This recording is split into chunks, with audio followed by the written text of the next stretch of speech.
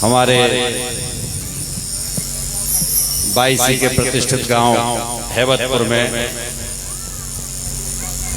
श्रीमद् भागवत कथा का आयोजन हो रहा है। यद्यपि मेरे बोलने का कोई औचित्य नहीं है, व्यासपीठ पे बैठे हैं व्यास जी, इस नाते मेरे पूज्य हैं। वैसे तो मेरे छोटे भाई हैं, पर इस नाते मेरे पूज्य हैं, उनके आदेश का पालन करना मेरा कर्तव्य बन गया कि मैं दो शब्द कहूं। साथियों, जहां भी भागवत होती है वो कोई साधारण घटनाक्रम नहीं होता है। आज आपके गांव में भागवत कथा हो रही है तो एक प्रभु की असीम कृपा, गांव का विशेष प्रारब्ध जागृत हुआ है, तब यह संयोग बना है। और प्रभु इस संयोग में किसी न किसी को निमित्त अवश्य बनाते हैं। तो आप ग्रामवासियों को आज प्रभु ने निमित्त बनाकर और ये अनुमति दी है, ये आशीर्वाद दिया है कि आपके गांव में इस कथा का आयोजन हो रहा है। और कथा होना एक बहुत बड़ी बात है।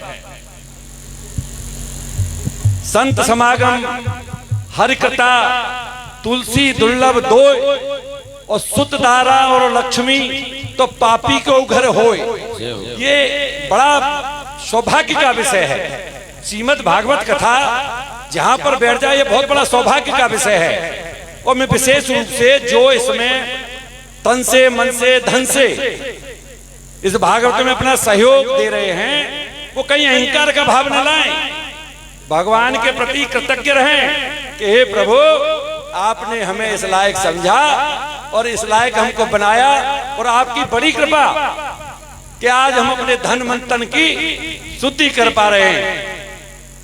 साथियों, मैं यहां जितने भी लोग कथा सुनने आज आए हैं या आगे आएंगे, वो लोग यहां से, तिवारी जी आपके गांव के, व्यास जी आपके गांव के, तो आपको ज्यादा इनका वो नहीं लग रहा होगा, बड़ा साधारण सी बात लग रही होगी, लेकिन मैंने बहुत अच्छी तरह से जानता हूँ, वृंदावन में इनके टच में रहता हूँ, बहुत ही विद्वान पुरुष हैं। इनकी वाणी का लाभ लें और जीवन में कुछ न कुछ ठाकुर जी से ऐसा प्राप्त करने की कोशिश करें। देखो, धन, पैसा, दौलत ये तो प्रारब्ध और पुरुषार्थ से भी मिल जाती है, लेकिन हरि की कृपा, केवल हरि की कृपा जब होती है तभी हरि की कृपा मिलती है, हरि की भक्ति तभी मिलती है। और ये तो बड़ा विलक्षण संयोग है। उधर जब सबरी के पास राम जी आए हैं तो नवदा भक्ति समझाते हुए राम जी ने सबरी को कहा है, प्रथम भगत संतन कर संगा, दूजी भगत मव कथा प्रसंगा। तो ये तो बहुत बड़ा संयोग है। जो इस पांडाल के अंदर आ जाएगा वो सब संत हो जाएंगे, क्योंकि हरि की कथा में आएगा तो अपने जितने भी अंदर के विकार हैं सबको निकाल के आएगा, और न होंगे भी तो यहाँ आके ऑटोमेटिक निकल जाएंगे।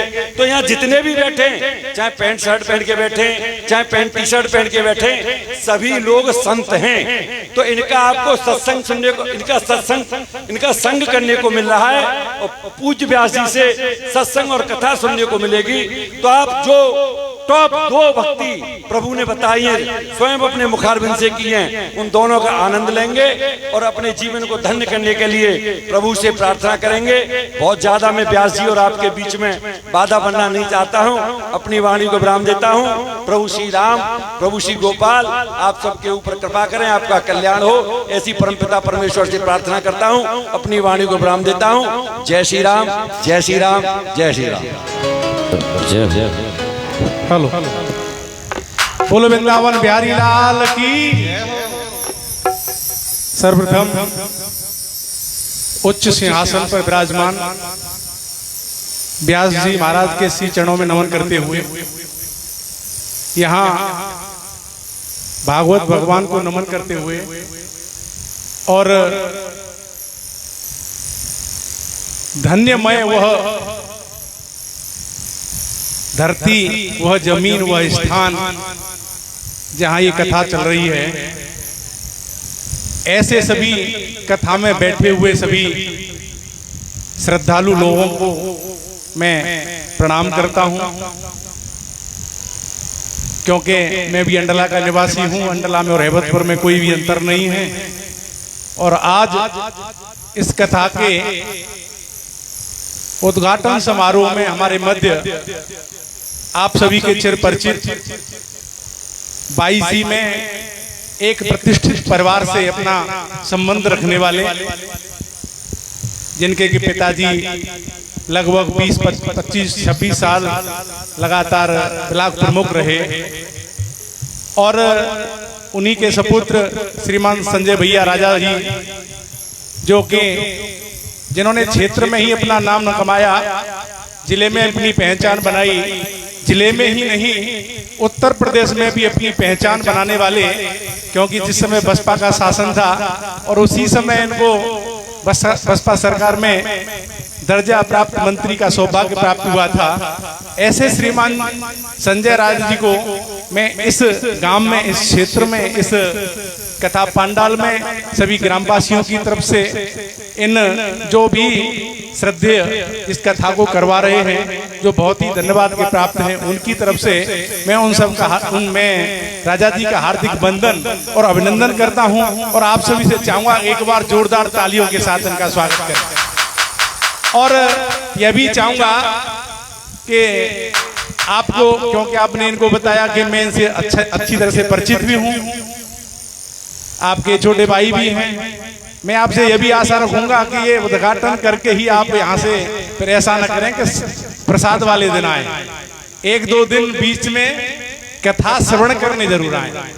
और मैं एक बात कहना चाहूंगा, जिस पर परमात्मा की कृपा होती है वही इस काम की तरफ बढ़ता है। 22 है, ब्राह्मणों की 22 है, लेकिन अगर सोचा जाए तो कितने कथा व्यास या कितने लोग इस संस्कृति को, इस सम्मान को, भक्ति को आगे बढ़ाने में इस ब्राह्मणों के बीच में से हैं।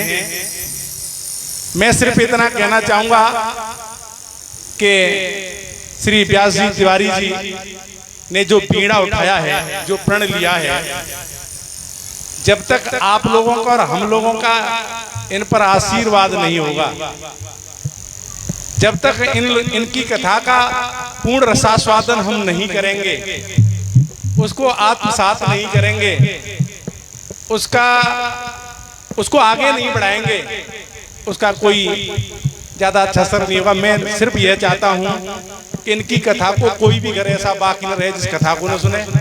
कथा सुनने के बाद आसपास के लोगों से भी ये कहें कि भैया सभी कथा सुनने के लिए आए।